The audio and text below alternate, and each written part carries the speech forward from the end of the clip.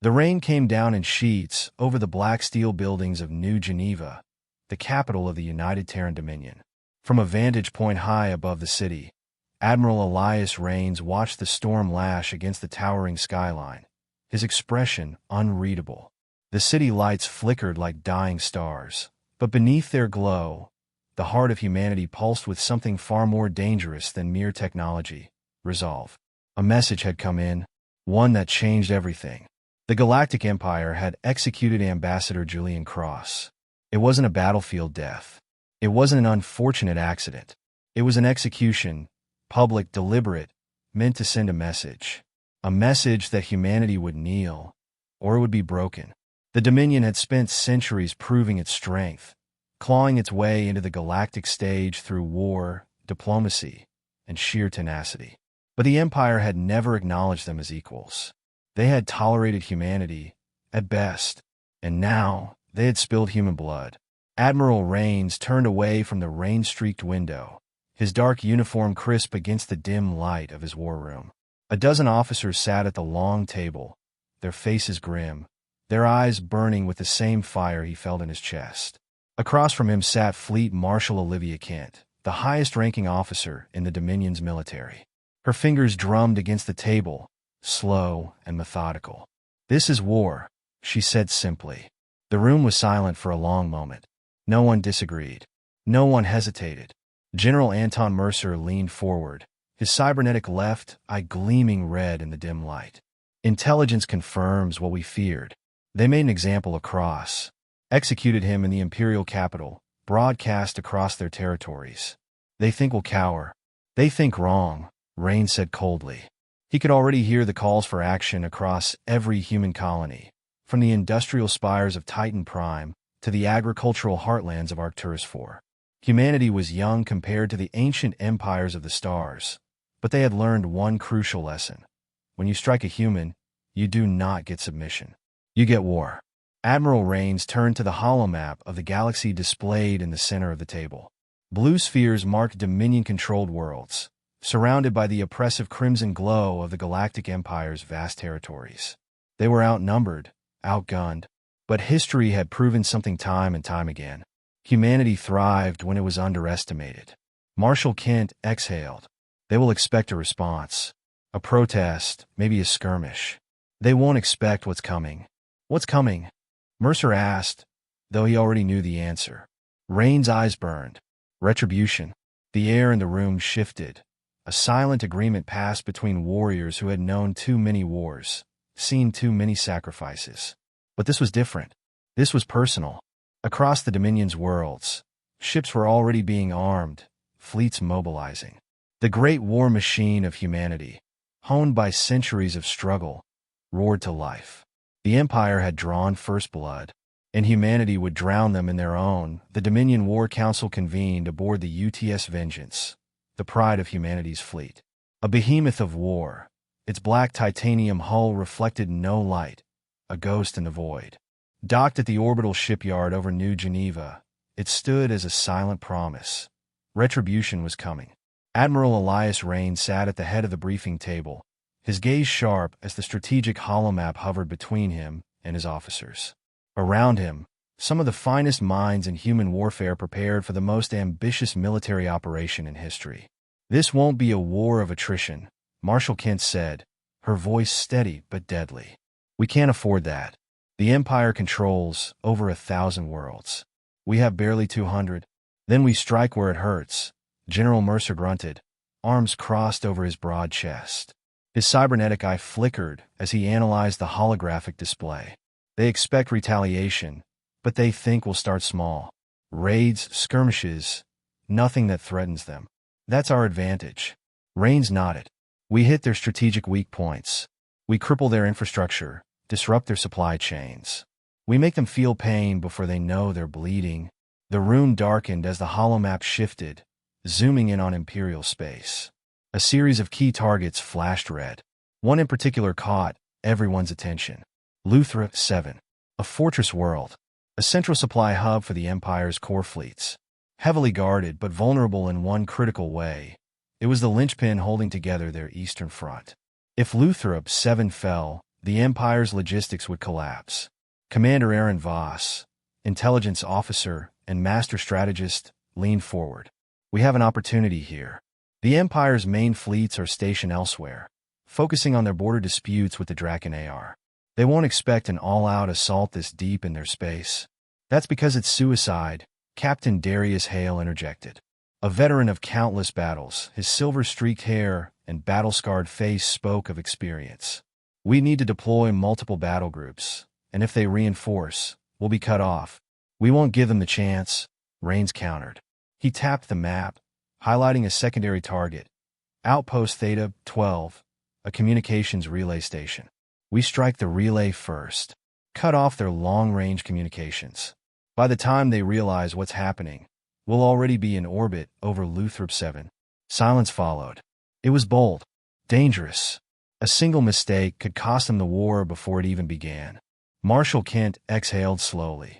It could work. It will work, Rains corrected. One by one, the officers nodded. A plan was set. The fleet emerged from slipspace like a storm of fire and steel. 50 Dominion warships, led by the UTS Vengeance, dropped into real space just beyond Outpost Theta 12. The Imperial station barely had time to register the attack before railgun rounds and plasma torpedoes ripped through its hull. Within minutes, the relay was reduced to floating debris. Step 1 complete. No distress signals had been sent. The Empire was deaf to what was coming next. The fleet pushed forward, Luthrop 7 now in their sights. Inside the Vengeance, the bridge hummed with tense anticipation. Officers barked orders, screens flickered with tactical data, and the countdown to engagement ticked away. ETA to Luthrop 7? Rains asked. For minutes, Commander Voss replied. Enemy defenses? Preliminary scans show orbital platforms and surface-based rail cannons. We're picking up battlecruisers patrolling the system, but they're spread thin. Good, Rains muttered. That means they're complacent. The ship jolted as they exited slipspace, and Luthrop 7 loomed ahead, a massive world encircled by defense platforms and warships. Admiral, enemy fleet is reacting.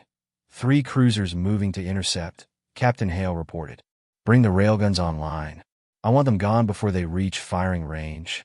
The Vengeance rumbled as its forward railguns spun to life. The Dominion's weaponry was unlike anything the Empire had ever faced. The first volley tore through the lead cruiser, splitting it apart in a flash of blue fire. The second and third cruisers suffered similar fates before they could even return fire. The Empire was caught off guard. Admiral, ground defenses are coming online, Voss warned. They're scrambling fighters. Rains leaned forward.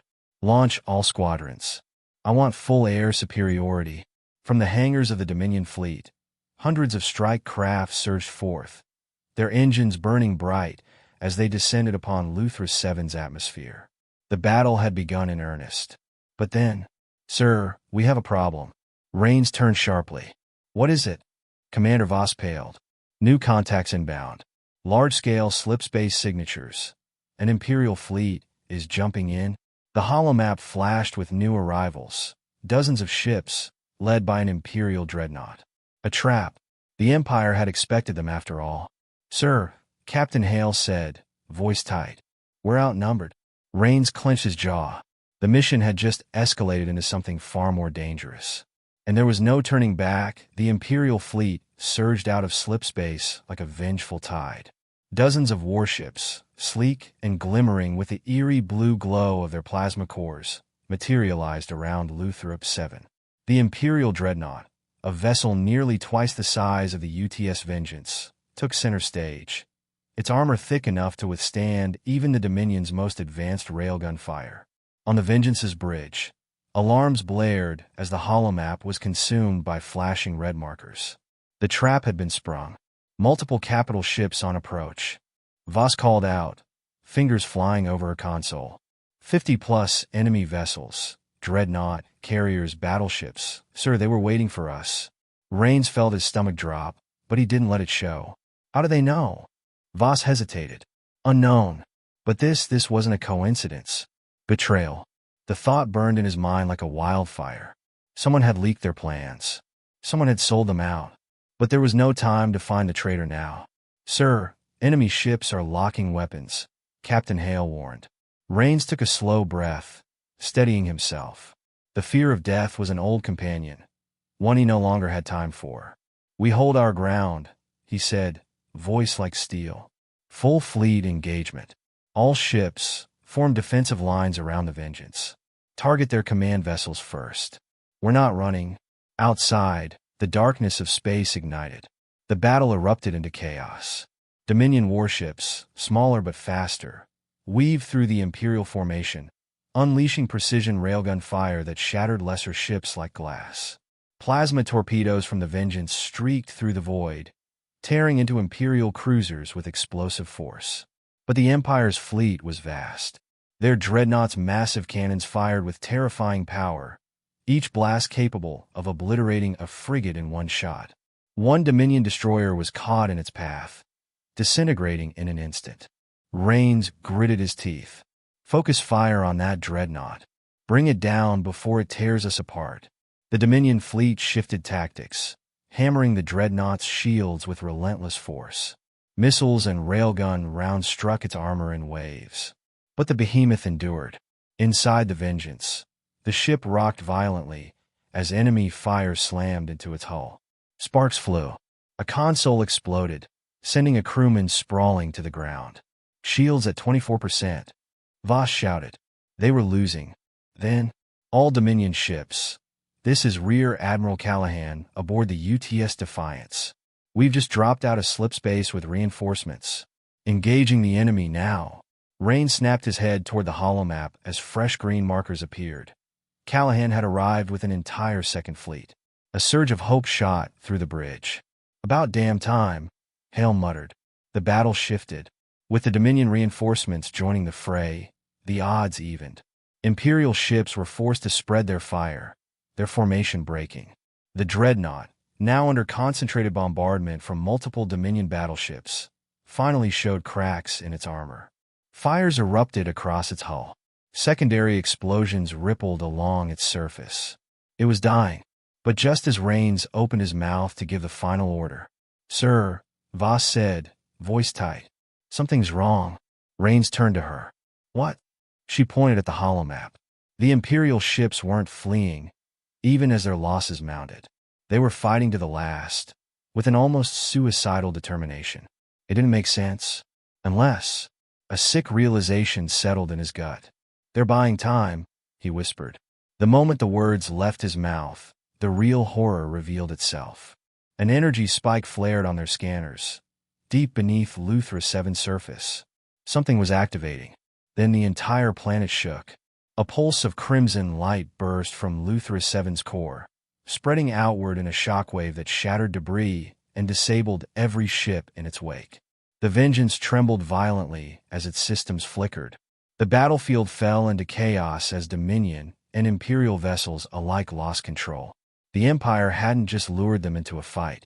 They had lured them into a trap world, a planetary superweapon, and it had just powered up.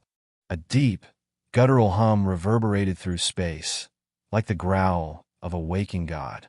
The crimson energy wave from Luthra 7 expanded outward, distorting space-time, sending gravitational shockwaves through the battlefield. The Vengeance trembled violently as its systems flickered and sparked. Across the holomap, Dominion and Imperial ships alike veered off course, caught in the planet's sudden energy surge. "Status report." Rains barked, gripping the railing as another tremor rattled through the ship. Massive gravitational anomalies forming around the planet. Voss shouted. "It's warping local space. Sir, the energy signatures match those of an Omega-class event."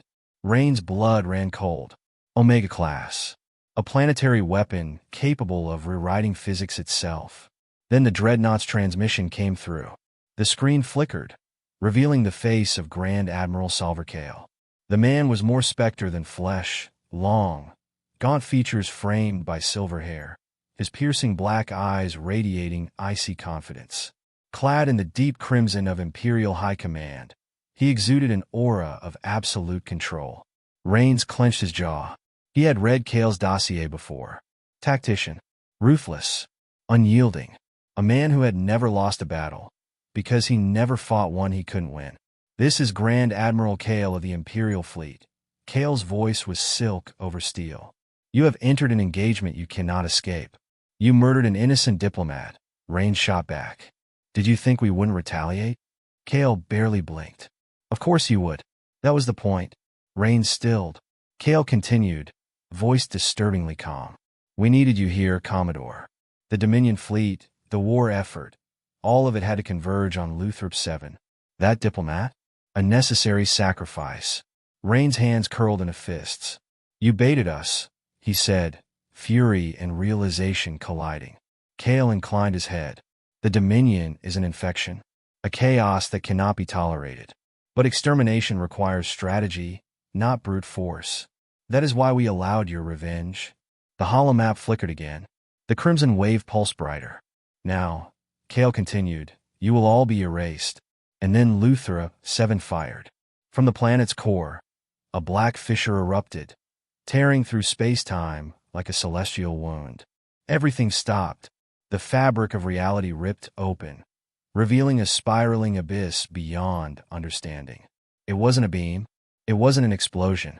It was consumption, a singularity, raw and unstable, expanding outward at speeds no ship could outrun. "No. Voss cried.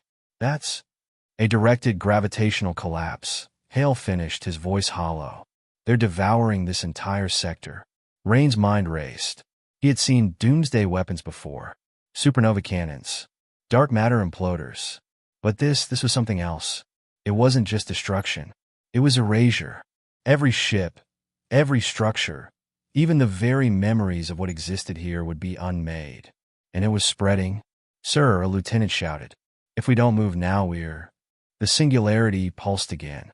Dominion ships vanished in an instant, dragged into the abyss, crushed into nothingness. An entire Imperial battleship collapsed inward, torn apart molecule by molecule. And the vengeance was next. Rain's mind snapped into action. "All ships, full retreat," he roared. "But sir, now." Engines roared to life. What ships remained turned desperately away, burning thrusters at maximum output. The Vengeance trembled as it struggled against the pull, metal groaning under the strain. But it wasn't enough. The black hole was too strong. They needed more power. Something, anything. And then Rains made the hardest choice of his life. He punched the emergency override on the comms. "This is Commodore Rains." He took a breath. "To all ships with damaged engines, activate self-destruct." The bridge froze. Voss turned to him, horror in her eyes. "Sir, detonate everything we have now." And the Dominion obeyed. A dozen disabled ships, already doomed, detonated simultaneously, their reactors overloading in a chain reaction of unimaginable force. The explosion pushed them, a gravitational counterforce, just enough to send the Vengeance and the surviving fleet spiraling out of the Singularity's grasp. As the black hole devoured everything behind them, Rains stared at the screen. The Imperial fleet was gone. Grand Admiral Kale had chosen suicide over retreat. And Luthrop 7, the world itself, was no more. Silence. For the first time in hours, in days, in what felt like an eternity, there was silence. The Vengeance drifted through the void, its hull scorched, its engines barely operational. The bridge was dim, illuminated only by emergency lights and the distant glow of debris. What little remained of the battle. Rains sat in his chair, staring at the display. Luthrop 7 was gone. Not just destroyed, not burned or shattered like a typical war-torn world. It had been unmade, dragged into its own collapsing singularity, along with the Imperial fleet, its stations, and everything that had once defined its existence. Where the planet had been, there was now only nothingness, a scar in space. Rains exhaled, his breath heavy. They had won, but at what cost? Across the bridge, Commander Voss sat slumped in her chair, exhaustion weighing on her like 1,000 gravities. She turned to Rains, her voice hoarse. "We need a casualty report." It was a simple statement, but the words felt monumental. Rains nodded. "Do it." Hale, working through the flickering systems, compiled the data. It took a moment. Too long. before the final numbers came through. 73% losses, he said, voice hollow. That includes the ships we lost to the Singularity. A pit formed in Rain's stomach. Nearly 3/4 of their fleet. Voss' face tightened, grief flickering in her eyes. And the Imperials? Hale shook his head. They're gone. No survivors. Not a single signal left from the Imperial fleet. It's as if they never existed. Rain swallowed hard. It wasn't just a victory. It was annihilation. Cale had chosen total war, and it had cost him everything. The comms flickered. Commodore, an officer spoke. High command is on the line. Rain straightened. He wasn't ready for this. But war never waited for anyone to be ready. Patch them through. The screen stabilized, revealing Admiral Breckinridge, the highest-ranking officer in the Dominion Navy. His aged face was stone, his blue-gray uniform immaculate despite the gravity of the moment. Commodore, Breckinridge began, his voice firm. The situation has been assessed. Rains braced himself. Breckinridge's gaze hardened. Congratulations. You've just won the most decisive battle in modern galactic history. Silence again. Rains should have felt relief, maybe even pride. But all he felt was the crushing weight of what had happened. We barely survived, Rains said. That wasn't strategy. That was desperation. Perhaps, Breckinridge conceded. But desperation won the day. The Empire's loss at Luthrop 7 is absolute. Their fleet was shattered, and without Cale, they're in disarray. Their war effort will collapse. This was the turning point. Rains stared at the screen, gripping the armrests of his chair. And what now? Breckinridge's expression darkened. Now, we push. The Empire will be reeling. We strike before they can reorganize. Their colonies, their shipyards, their throne world, if we can reach it, we end this war permanently. Voss inhaled sharply. Even Hale glanced up from his console. This wasn't just about winning anymore. This was about extermination. Rains hesitated.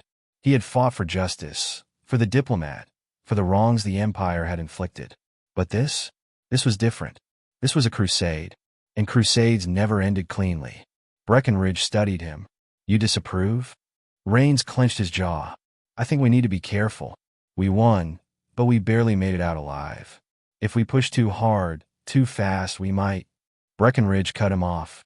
You're a soldier, Rains, not a politician. We do what must be done. And just like that, the line cut.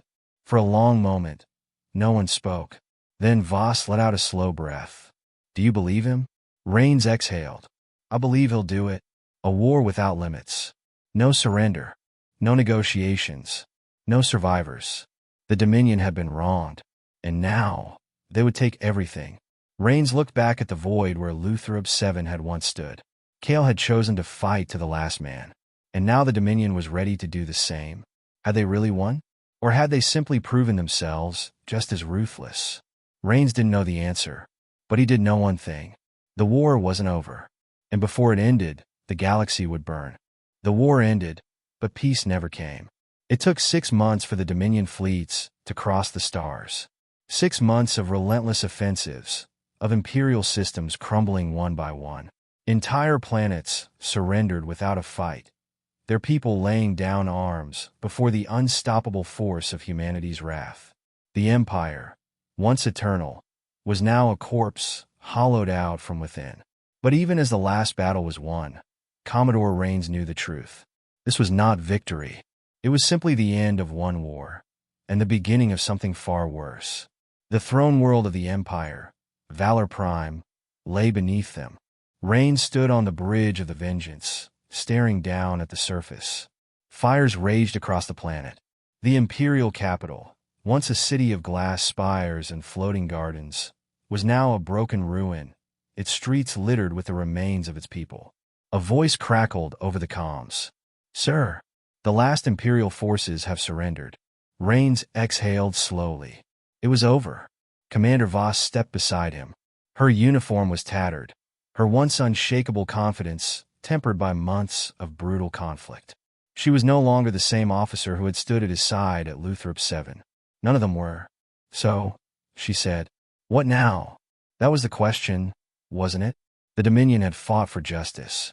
They had avenged their murdered diplomat, toppled the empire that had ruled for centuries. And yet, As Rains looked down at the smoldering remains of Valor Prime, he saw no triumph in it. Only emptiness. The transmission came exactly 12 hours later. Encrypted. Unknown source. Hale intercepted it first, his face pale as he transferred it to Rains' console. "Sir, you need to see this." Rains opened the file. The screen flickered, revealing an alien figure cloaked in shadow. Not Imperial. Not Dominion. Something else. A voice, smooth and calculating, filled the bridge. "You are impressive, humans. To tear down an empire in mere months? A feat beyond expectation." Rains felt a chill creep down his spine. This was not an Imperial remnant. Whoever this was had been watching, waiting. "You believe yourselves victorious, that you have freed the galaxy from tyranny. But understand this. Power abhors a vacuum." Voss tensed beside him. "Sir, who the hell is this?" The voice continued, unfazed. "The Dominion has proven itself ruthless, cunning, and capable of destruction on an unprecedented scale. And so, we have decided." A pause. "You will take the Empire's place." Rain's breath caught in his chest. Voss stiffened. "No," she shook her head. "That's not what we fought for." The figure on screen did not laugh, but there was an eerie sense of amusement in their silence. "It does not matter what you fought for. It matters only what you have become." The transmission cut. For a moment, there was only stillness. Then Hale whispered what they were all thinking. "What have we done?" 2 weeks later, the council convened. Admiral Breckenridge stood before the Dominion's high command, his voice calm, assured. "Absolute. The galaxy must be stabilized," he said. "The Dominion is the only force strong enough to maintain order." Rains listened in silence. Every argument was logical. The Empire was gone. Its territories were leaderless, ripe for chaos and anarchy. If the Dominion did not take control, someone else would. And yet, he had seen the bodies. He had heard the cries of Imperial civilians as Dominion forces marched into their cities. He had read the reports of atrocities committed in the name of justice. And he knew they were no longer the underdogs, no longer the rebels fighting against oppression. They were the new empire. Rains resigned his commission 3 days later. He left without ceremony, without farewell. He had fought in the greatest war in human history, only to realize, too late, that he had been fighting for something he could no longer believe in. As the Dominion Navy spread across the conquered galaxy, Rains boarded a small civilian freighter and disappeared into the void. He did not know where he was going. He only knew that, somewhere out there, beyond the ashes of war, there had to be something more. In the silent depths of space, a new transmission was sent. Encrypted, unknown source. A single message, broadcast across the void. To those who still believe in freedom, the war is not over. The rebellion would begin again.